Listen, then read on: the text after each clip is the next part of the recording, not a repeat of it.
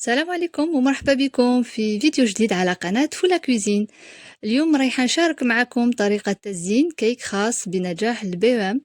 خدمت كيك على شكل كتاب بعجينة سكر وزينته بلمسات ذهبية وطاقية التخرج باش يجي أنيق وراقي. تابعوا معايا الفيديو خطوة بخطوة ونشوفوا كيفاش نغلفوا الكيك ونخدموا التفاصيل ونلصقوا الديكور كامل. تزيين كامل درتو بعجينة السكر والنتيجة كانت فرحة كبيرة لوليد أخي أنس اللي نجح في البي ام. وبالمناسبة حبيت نعلمكم باللي فتحت صفحة جديدة على الانستغرام خاصة بالكيك ديزاين، نحط فيها الصور نصائح وحتى مراحل للتزيين. تلقاو الرابط تحت الفيديو بعنوان كيك زيا ديزاين، ونتلاقاو تماك إن شاء الله. درت 3 طبقات من بسكوي جنواز وطبقتين من الحشو يعني لو فوغاج. الحشو الأول استعملت فيه كريمة الكراميل، الوصفة راهي في الفيديو السابق اللي حطيتها لكم في لاشين. والحشو الثاني استعملت فيه غاناش مونتي شوكولا بالحليب. نخلي لكم رابط وصفة البسكوي جينواز أسفل الفيديو اللي استعملت فيها نفس البلاطو يعني نفس الأبعاد 30 37 سنتيمتر على 30، وقسمت البسكوي على النصف وطيبت 2 مرات البسكوي وخديت منه غير 3 ورقات. داكوغ ان شاء الله فهمتوني. ما ننساوش جدار الحماية بكريمة الزبدة يعني لو بودان دو بروتيكسيون.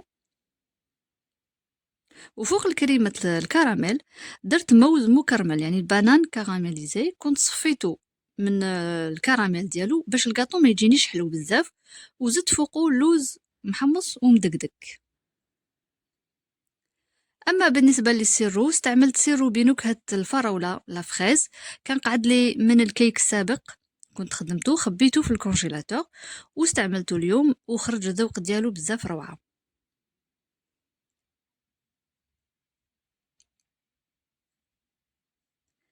نكملوا مع جدار الحمايه لو بودان دو بروتيكسيون بكريمه الزبده، وهنا خلصت لي وكنت كملتها بكريمه زبده بلون رايح شويه للوردي، وعملت الحشو بغناش شوكولا الحليب، وللاسف ما صورتهاش. كملت الطبقه الاخيره تاع البسكوي وشربتها مليح وغطيتها بورق غذائي شفاف بابي فيلم اليمونتير، وخليتها في الثلاجه على الاقل 6 سوايع الى ليله كامله. تقدروا تخلوها ليله كامله. غدوه من داك درت لها غاناش شوكولا تغليف شوكولا سوداء وخليتها ترتاح في الثلاجه على الاقل 6 سوايع حتى الليله كامله.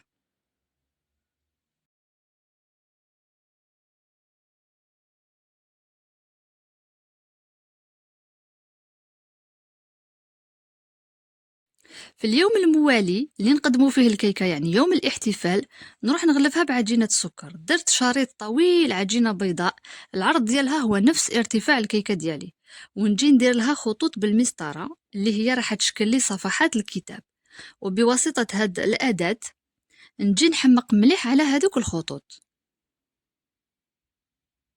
بعد ما ندهن الكيك ديالي بشويه كريسكو ولا زبده التوريق نجي نلصق العجينه السكر على كامل الكيكه بهذا الشكل، وتقعد غير هاد الجهه يعني الجهه اللي جايه من اللور تاع الكتاب ما نلحق لهاش العجينه.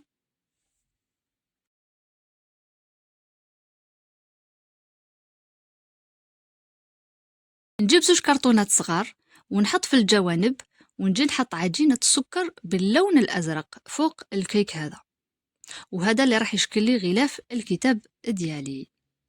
وهذوك الكرتونات راح يساعد يعني لي بوردور الحواف تاع الكتاب باش يقعدوا واقفين ما يهبطوش حتى تنشف العجينه ونحيهم. هكذا دوكا نبدا ندير تزيين فوق الكتاب بالمسطره،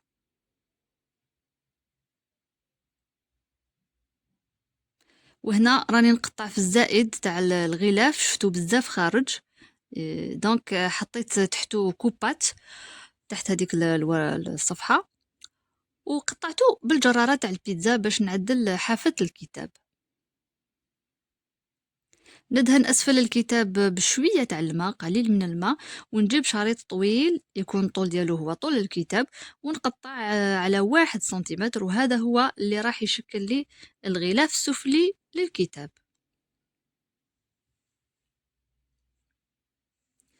العجينة المستعملة هنا هي عجينة بلو بيد الغنية عن التعريف. أما بالنسبة للون، أنا هنا خلطت عدة ألوان واستعنت بهاد لاباليت تاع الألوان، لاباليت دو كولور اللي تلقاوها في تطبيق بينانتيرست أو في جوجل. خلطت الأبيض، الأزرق، البنفسجي، وخلطت حتى شوية تاع الأخضر. كي لحقت يعني اللون اللي ارتاحت فيه عيني حبست المزج. فوالا، نكمل معكم تزيين الكتاب.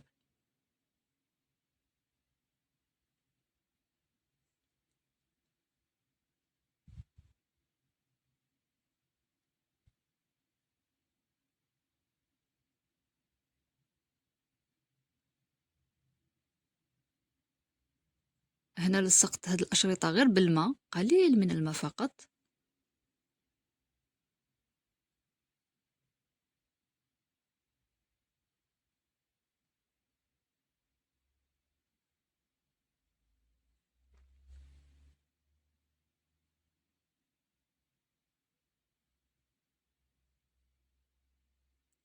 دوكا رحت لونو باللون الذهبي. استعملت انا ماركة دكتور غوستو، خلطتها مع شوية لالكول شيرورجيكال، ما كانش عندي هذاك المحلول ديالو اللي يجي معاه. دونك تقدروا تخلطوه بشوية كحول شيرورجيكال. هنا كنت درت بودان صغير كامل هكذايا، لويتو وحطيتو كتزيين من تحت الكتاب. اما بالنسبة للشكل الورقة هذاك الازرق الغامق، استعملت هذا المول.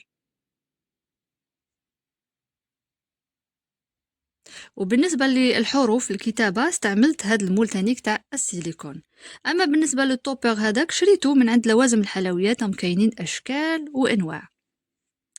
اما بالنسبة للطاقية التخرج كنت خدمتها يومين من قبل باش تنشف، وللأسف ما صورتهاش.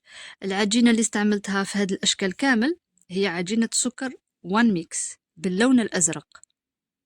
يعني البلو بيد استعملت غير الغلاف وهذوك الصفحات. فوالا. وهكذا كملت ديزاين كيك النجاح على شكل كتاب. فكرة بسيطة لكن راقية بزاف وتفرح القلب. وإذا عجبكم الفيديو ما تنساوش ديروا لي جيم وتخليوا لي تعليق وتقولوا لي واش رايكم، ولا تعطوني أفكار لفيديوهات الجاية. نشكركم بزاف بزاف على المتابعة، ونشوفكم في فيديو الجاي إن شاء الله. ما تنساونيش أبوني جيم. سلام.